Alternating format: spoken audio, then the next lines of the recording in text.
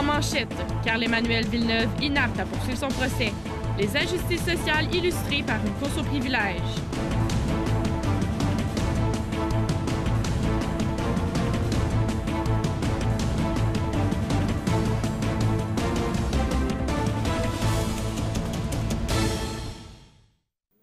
Mesdames et messieurs, bienvenue à ce web journal du 20 février 2019. Carl-Emmanuel Villeneuve est à nouveau considéré inapte à poursuivre son procès. C'est ce qu'a convenu le juge de la Cour supérieure, Raymond Pronovo. L'annonce a été faite aujourd'hui au Palais de justice de Chicoutimi. Le directeur des poursuites criminelles et pénales, Michael Bourget, affirme que Carl-Emmanuel Villeneuve continuera à recevoir des soins à l'hôpital de Chicoutimi, mais que son état de santé sera réévalué périodiquement. Le Code prévoit qu'il y a un statu quo dans la décision, donc M. Villeneuve est détenu en ce moment. La décision de détention demeure, c'est juste l'endroit qui change. Au lieu d'être détenu dans un endroit carcéral, une prison, là, il est détenu à l'hôpital pour recevoir des soins. Pour sa part, l'avocat de l'accusé, Maître Jean-Marc Fradette, est insatisfait de la décision de Maître Pronovo et préfère que son client soit apte à subir son procès. L'ancienne église Sainte-Cécile, située dans le secteur Kenogami, sera officiellement démolie. 20 ans après sa fermeture, un contrat a été conclu entre la Société québécoise des infrastructures et un entrepreneur de la Ville de Québec. Les travaux s'élèvent à un prix de 1,4 milliard de dollars et débuteront en mars. Par la décontamination de l'intérieur du lieu de culte, le reste des travaux se poursuivront jusqu'à l'été. Les bouteilles d'eau seront retirées complètement du campus de l'UQAC. Le MAJUQAC a annoncé ce matin qu'ils écoulaient les dernières bouteilles d'eau à usage unique en vente dans ses différents services. Il est estimé que cette décision permettra d'éviter l'utilisation de plus de 14 000 bouteilles d'eau annuellement. Elles seront cependant toujours en vente au pavillon sportif, mais la direction de l'université est ouverte à suivre l'initiative de l'association étudiante. La maison de soins palliatifs du Saguenay connaît un bon départ après seulement 4 mois d'activité. Elle serait d'ailleurs la plus efficace au Québec en raison de ses nombreux services, selon le président de la maison Notre-Dame du Saguenay, Guy Harvey. Jusqu'à maintenant, il y a eu 86 admissions et les 12 lits sont pratiquement toujours occupés. Bien que 300 bénévoles offrent de leur temps, 800 000 $ en dons de la communauté sont nécessaires pour assurer le bon fonctionnement de l'organisme. Vanessa Primo, en quoi cette maison serait la plus efficace? Oui, donc elle serait la plus efficace selon eux. En fait, il est important de noter que tous les services offerts sont gratuits. Également, pour les visiteurs, 2 chambres ont été aménagées au sous-sol, donc ils peuvent rester même s'ils demeurent loin. Aussi, il y a un comité qui a été formé pour examiner les autres maisons de soins palliatifs du Québec et pouvoir déterminer d'une meilleure façon quelles seraient les meilleures options pour cette maison qui a été aménagée en octobre dernier. Aussi, un endroit très sophistiqué a été aménagé dans la maison. En fait, on retrouve cet endroit très rarement dans d'autres maisons de soins palliatifs. Il s'agit en fait d'une salle qui permet de conserver une personne décédée pendant une certaine durée au froid jusqu'à temps qu'elle soit transférée. L'aide médicale à mourir a également été abordée lors du sec de presse. Oui, donc ils ont tenu à préciser en fait qu'ils n'offrent pas le service pour l'instant. C'est une décision qui a été prise par le conseil d'administration de la Maison de soins palliatifs du Saguenay.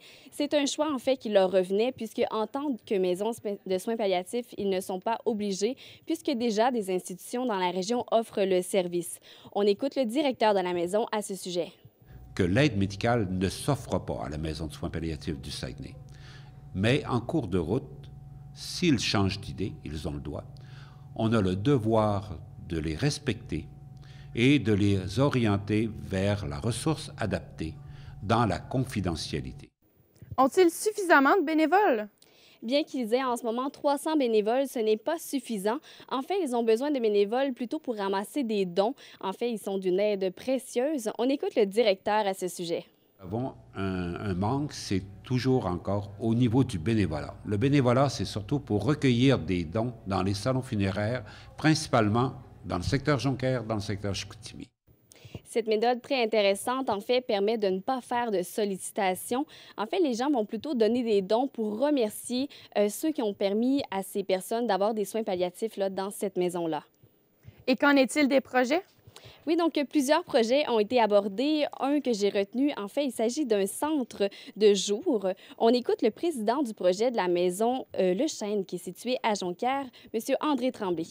Ce sont pour des gens qui sont malades, mais qui ne sont pas sur la fin de leur vie, ils ont encore 2 ans, 3 ans devant eux, qu'on pourrait accueillir à raison d'une demi-journée, 2 demi-journées, 3 demi-journées par semaine pour rencontrer des professionnels, rencontrer des ressources pour les supporter.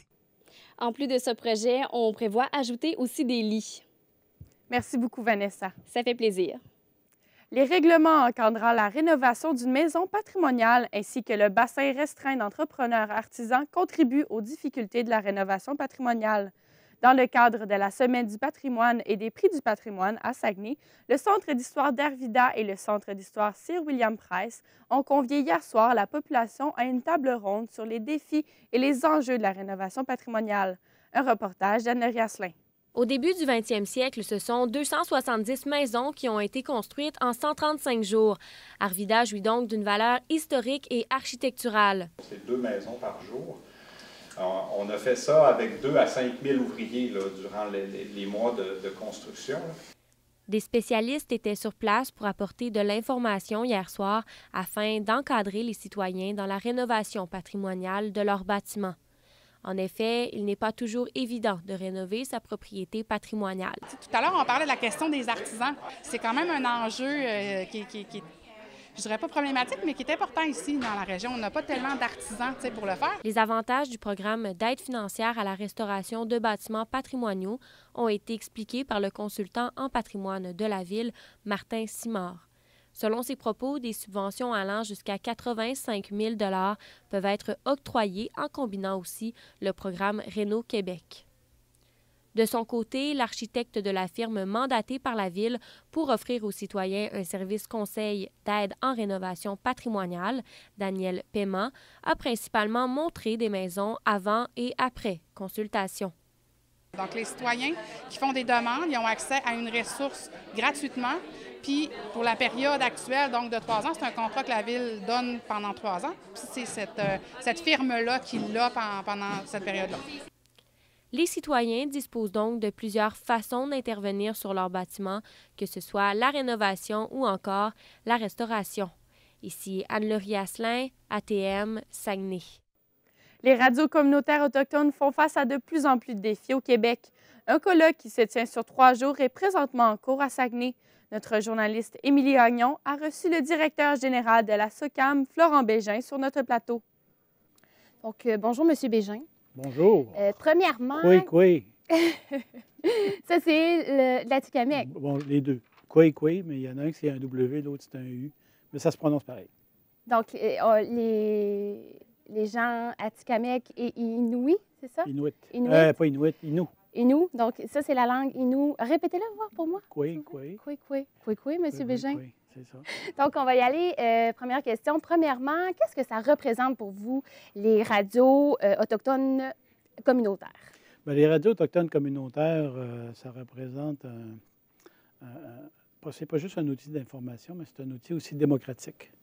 Parce que la radio diffuse, sa mission, c'est de diffuser de l'information, que ce soit au niveau du réseau de la SOCAM ou au niveau des stations locales. C'est vraiment de diffuser de l'information qui est juste, l'information qui est faite l'objet d'une recherche, l'information qui est la plus objective possible pour informer les membres des communautés de ce qui se passe dans leur communauté et de ce qui se passe à l'extérieur de leur communauté. Donc, pour nous, c'est important. Et c'est aussi un outil de transmission des langues. Donc, de là, on voit que c'est important. C'est quoi le plus gros défi actuellement à lequel elles font face? Bien, le plus gros défi, je te dirais, c'est pas nécessairement au niveau des langues. C'est important de maintenir les langues autochtones vivantes, puis que ce soit diffusé, transmis à l'intérieur de notre réseau. Mais au-delà de ça, un des défis importants, et c'est pourquoi on est en rencontre aussi au niveau du colloque, c'est la mise à niveau de nos stations. Le réseau est vieillissant. Okay? Ça fait quand même 35 ans que la SOCAM existe. Ça a commencé en 1980 avec les premières stations, peut-être même un peu avant pour Natashquan. Il y avait une des premières stations. Vous en avez combien de... Il y a 14 stations. 14 stations, 11 Inuits, dont 2 au Labrador, et 3 chez les Atikamekw. Il y a 3 communautés Atikamekw. Donc, le réseau est vieillissant au niveau des stations, au niveau des infrastructures, des équipements. Donc là, nécessairement, ça prend... Donc, ça prend un coup de barre. Un coup de barre, des sous. Ça prend des sous, ça prend un plan d'immobilisation que je discutais récemment avec avec les gens du ministère de la Culture et des Communications qui ont le programme d'infrastructure et le programme de financement des stations autochtones. Donc, ça prend des sous, ça prend un investissement. Et ce qu'on veut faire, c'est un plan d'immobilisation pour remettre à niveau l'ensemble, consolider le réseau. S'il y a des communautés, ça prend vraiment... On met tout à terre pour construire au complet. D'autres, il y a du rafistolage, il y a de la modernisation simplement à faire. Puis... Vous parlez de réseau, ce qui inclut plusieurs stations. Est-ce que vous pourriez... est-ce que ça serait possible de regrouper toutes les stations en une seule? Impossible. Impossible. Impossible parce qu'elles sont tellement éloignées les unes des autres. Okay? Écoute, ça va jusqu'à Shefferville, c'est pas à côté. C'est toute la Basse-Côte-Nord au complet jusqu'à Saint-Augustin, parce que nous, on appelle Pacoachipi, qui est la communauté autochtone qui est complètement au nord de la Basse-Côte. Natashquan, qui est au bout de la route 138. Ça fait un bon chemin. Ça fait un bon chemin. La Mauricie, d'ici aller à Obidjouan, par exemple, ça va te prendre 4 heures de route à se rendre là. Donc, la géographie ne permet pas, la géographie des communautés ne permet pas d'être dans un lieu commun. Si je comprends bien, l'auditoire est localisé pour chaque station. Exactement. Chaque station a leur auditoire. Nous, à la SOCAM, c'est un peu comme Radio-Canada. On est comme une maison mère, okay, qui diffuse des émissions réseau. C'est-à-dire que nous, on couvre le national, on couvre les grands événements, les grandes nouvelles qui sont, la plupart du temps, en dehors des communautés. Ensuite, on fait ça 5 heures par jour. 5 heures du lundi au vendredi, 2h30 en Atikamekw, 2h30 en Innu. Et le reste du temps, on cède l'antenne au local. Et le local font leur programmation locale. D'accord. Donc, en gros, il y a 2 langues qui sont parlées dans les stations, l'Atikamekw, l'Innu. Et l'Innu, parce qu'on couvre SOCAM, Société de communication Atikamekw-Montagnais. Montagnais qui est maintenant Innu. Et là, vous avez dit que, tout d'abord, on a débuté l'entrevue avec le mot « Kwikwi ». Oui. Vous dites qu'il y a seulement un W puis un U qui les diffèrent? Bien, pas nécessairement juste un W ou un U, là, mais l'essentiel chez les Atikamekw, dépendamment de la linguistique, les Atikamekw vont utiliser beaucoup le W et le R, ce qui n'est pas le cas chez les Inuits. Chez les Inuits, il n'y a pas de W puis il n'y a pas de R. Mais la langue, les Atikamekw vont quand même tout de même comprendre l'Innu? Bien, il y a des similitudes. Il y a certaines similitudes, mais on arrive à s'entendre. Mais quant à la compréhension pointue de tous les termes, c'est plus difficile, c'est plus particulier. D'accord. Et là, il y a eu une grosse annonce hier, une grosse nouvelle catégorie pour l'artiste autochtone au Gala de la Disque. Qu'est-ce que vous pensez de ça? Bien, moi, j'y pense de ça parce qu'on a travaillé pour. Oui. La SOCAM organise aussi le Gala de musique autochtone Téwégan. Téwégan qui veut dire tambour. Tambour traditionnel. Donc, nous, on organise un gala. C'est un peu notre radisque à nous, les Premières Nations du Québec et du Labrador. Donc, ça se fait en collaboration? Non, pas du tout. La SOCAM avait parti son projet. Okay. Parce que, comme on n'avait pas de lieu où reconnaître l'artiste autochtone, on n'était pas à la disque, on n'était pas nulle part. La SOCAM a décidé de monter ce projet-là, le Gala de musique autochtone, pour récompenser la créativité des artistes. Mais aussi, ce qu'il faut comprendre, c'est qu'avec Ashton, tu as certains artistes comme Samian qui ont percé dans le milieu culturel québécois, entre autres, et dans le milieu culturel international. L'idée, c'était de poursuivre cette lancée-là et de permettre aux artistes de s'exprimer dans leur langue, de chanter leur langue, etc., pour garnir. Nous, on a besoin de bibliothèques musicales, vous le savez. On fait de la radio. Donc on ne fait pas juste de la nouvelle. On ne fait pas juste de la nouvelle. Je vous remercie beaucoup, M. Bégin. Ça me fait plaisir, madame. Au revoir. Dans le cadre de la Journée mondiale de la justice sociale, le comité Mobilisation Saguenay-Lac-Saint-Jean a organisé pour la première fois la course aux privilèges. L'activité qui s'est déroulée aujourd'hui à Jonquière et à Alma avait pour but de faire vivre à des participants les inégalités de la vie courante. Le reportage de Maïka Lamquin. C'est vraiment de les sensibiliser qu'il y a des gens qui ont plus de difficultés dans la vie. Puis c'est important d'avoir des services pour eux, pour qu'ils partent sur le même pied d'égalité que tout le monde, aient les mêmes chances dans la vie. Cette course aux privilèges a réuni une cinquantaine de personnes au Patro de Jonquière ce mercredi matin. Il va y avoir une vingtaine de participants sur une ligne et nous, on a des énoncés et chaque personne a des personnages. Alors, selon le personnage, on va devoir avancer ou reculer dépendamment de l'énoncé. Un premier groupe s'est prêté au jeu. Rapidement, chacun a pu remarquer que certaines de leurs conditions de vie, expériences et capacités les privilégiaient ou les désavantageaient. À la fin, on constate un grand écart entre les deux types de personnes qui vont reculer et avancer, et ça représente les injustices qui sont vécues dans la société. Donc, en tant qu'être humain, on part malheureusement pas tous sur la même ligne dans la vie.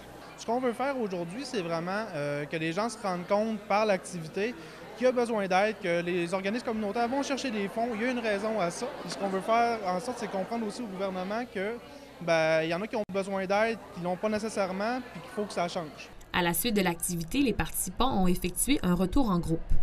Les privilégiés étaient d'un côté, où ils avaient droit à des gâteaux de diverses saveurs, et les moins chanceux étaient de l'autre, où ils avaient droit qu'à une saveur de gâteau. J'étais choyée, entre guillemets, puis que j'avais eu une belle vie selon mon papier.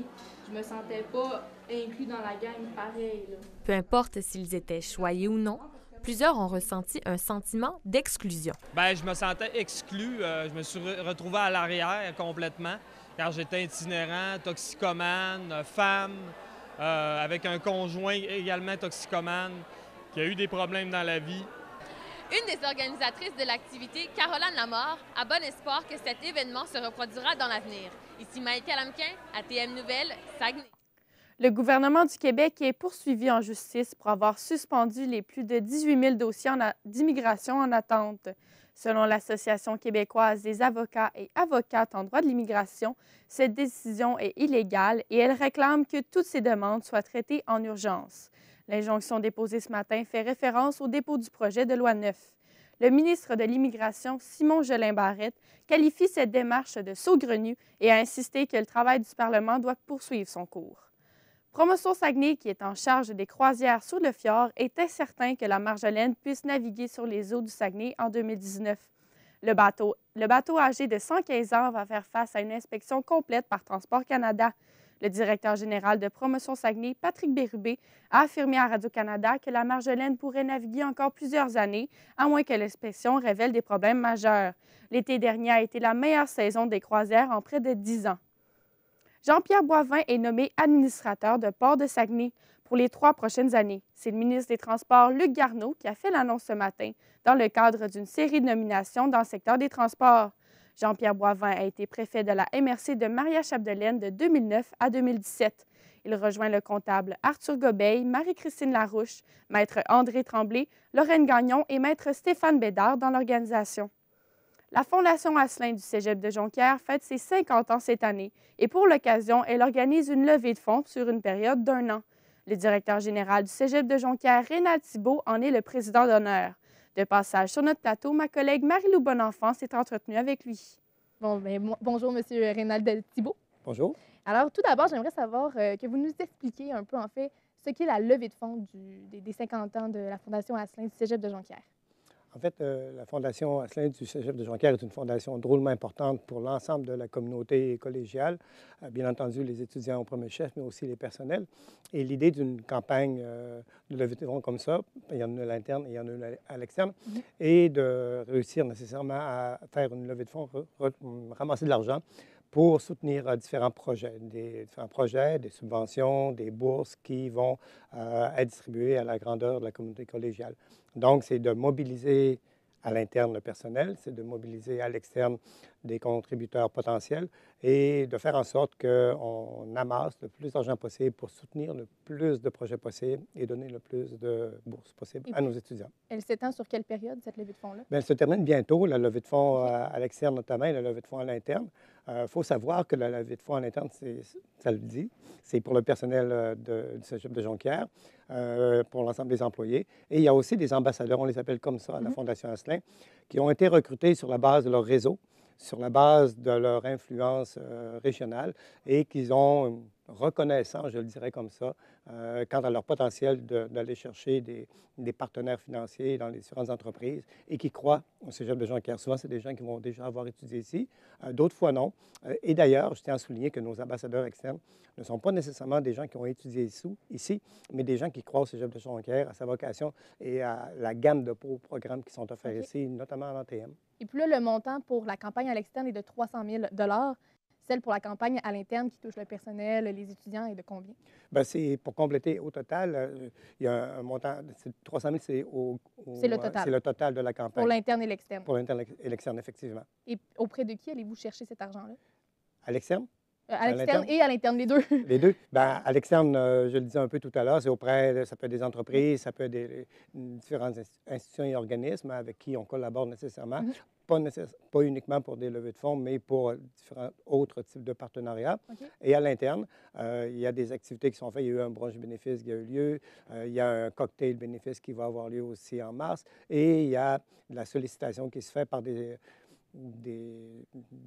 j'allais dire encore des ambassadeurs, mais c'est aussi des porte-parole de la Fondation, si on veut, dans chacun des départements du Cégep pour interpeller les enseignants. Tous les cadres sont sollicités aussi d'une façon personnelle et on espère que de cette façon-là, on va pouvoir avoir plein de sous pour distribuer auprès des étudiantes et des étudiants et du personnel sur la base de leurs projets. Et puis cet argent-là que vous allez amasser, comment vous l'utilisez concrètement? Oui, on a parlé de bourse, on a parlé pour aider les étudiants, mais mis à part ça, est-ce qu'il y a d'autres façons? Bien, ça passe beaucoup par ça, mais il y a des projets concrets qui se réalisent, notamment ici en ATM. L'unité mobile a été un beau projet réalisé, concret maintenant, utilisé par les étudiants ici en ATM et soutenu largement financièrement, par exemple, par la Fondation Asselin. On est un des rares cégeps, un autre exemple, qui a un bureau de soutien à la recherche. Il est financièrement aussi soutenu par la Fondation Asselin. On a eu des campagnes assez intenses de promotion pour recruter des étudiants pour aller dans des métiers techniques. Tous ces métiers-là qui ont de bons emplois à offrir, mais pas assez d'étudiants. Je vais le dire comme ça, c'est plus positif. Pas assez d'étudiants pour fréquenter ces cours-là. Donc, la promotion, ça a été soutenu par la Fondation Asselin, des bourses d'excellence, des bourses de persévérance et de réussite.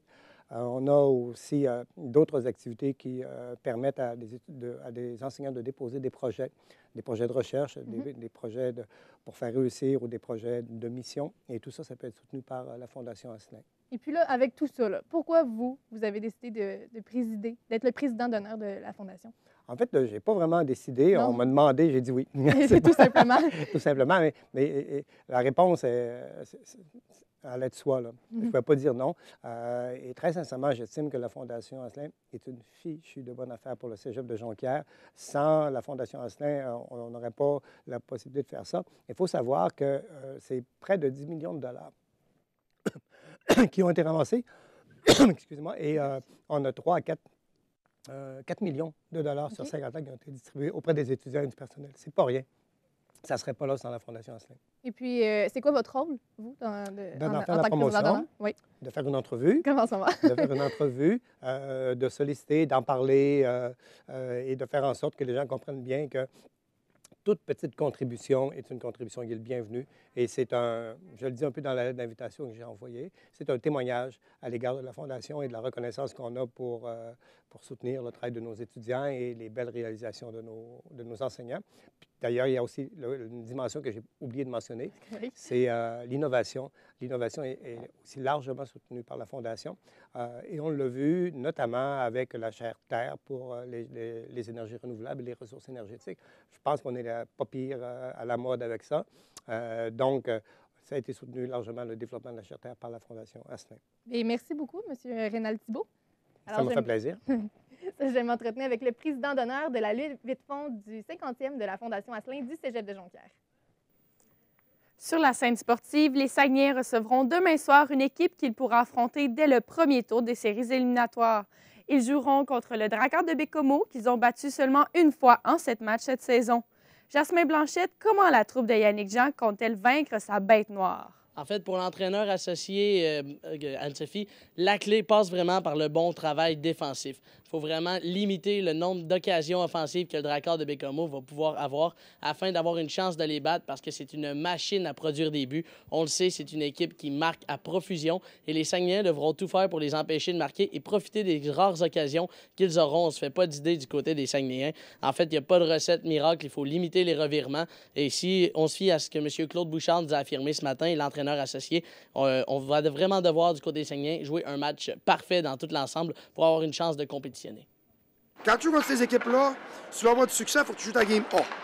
Alors, c'est sûr que si tu ne joues pas ta game A contre ces équipes-là, tu es dans le trouble, c'est certain. Alors, si tu veux jouer ta game A, bien, faut que tout le monde travaille au maximum, donner le moins de revirements possible, puis trouver le moyen de leur enlever le plus de temps et d'espace possible, ça a de l'air.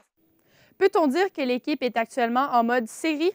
En fait, oui, on peut le dire. Pour M. Bouchard, il a affirmé que le calendrier qui allait venir est un calendrier assez difficile. Beaucoup de grosses équipes à venir, pas beaucoup de repos. En fait, il reste 4 semaines au calendrier régulier, donc on n'a pas le choix de parler de séries. Il affirme que c'est le même partout dans la Ligue. On a hâte d'arriver aux séries. On commence à trouver la saison un peu longue. Et pour ce qui est de la saison régulière, eh bien, on a hâte qu'elle achève.